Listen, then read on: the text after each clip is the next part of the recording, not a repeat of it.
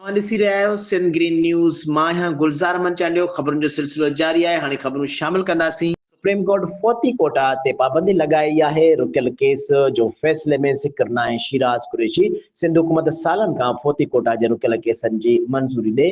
Gulshad Umrani photo Kota जो निज़ाम शहीद ज़ुल्फ़िकार भुट्टो आंदो। बिलावल भुट्टो क़ौमी असेंबली में आवाज़ उथारे। टंडो बागु आल Pakistan photo Kota association committee Tando बागु जे अॻुवाणनि गुलशाद उमराणी ऐं ॿियनि जे अॻुवाणीअ में एहतिजाजी मुज़ाहिरो कयो वियो, जंहिंमें एक्शन कमेटीअ जे अॻुवाण गुलशाद उमराणी चयो त असांजो वालिद मुलाज़िम त दौरान फोत थियो ऐं सिविल सर्वेंट 1973 जे कानून में लिखियल आहे त मुलाज़िमत दौरान मुलाज़िम फोत थींदो त उन जे औलाद खे फोती कोटा जी नौकरी ॾिनी वेंदी। असां सालनि खां नौकरीअ जी दरख़्वास्त ॾिनी आहे, जंहिंखे बग़ैर सबब रोकियो वियो हो ऐं सुप्रीम कोर्ट ओचितो फोती कोटा जे भर्तियुनि ते पाबंदी लॻाई आहे। फोती कोटा जो सिस्टम शहीद ज़ुल्फ़िकार भुट्टो 1974 में आंदो हो। पीपल्स पार्टी जे चेयरमैन बिलावल भुट्टो सरदारी क़ौमी असेंबलीअ मां ॿीहर कानून साज़ी करे सिंध जे फोती घराणे खां इंसाफ़ करे। ॿिए तरफ़ आल Sindh photo Kota action committee जे मरकज़ी चेयरमैन शिराज कुरैशी सां राब्तो कयो वियो, जंहिं चयो त सुप्रीम कोर्ट मेरिट जो बुनियाद बणाए 18 अक्टूबर ते पाबंदी लॻाई आहे,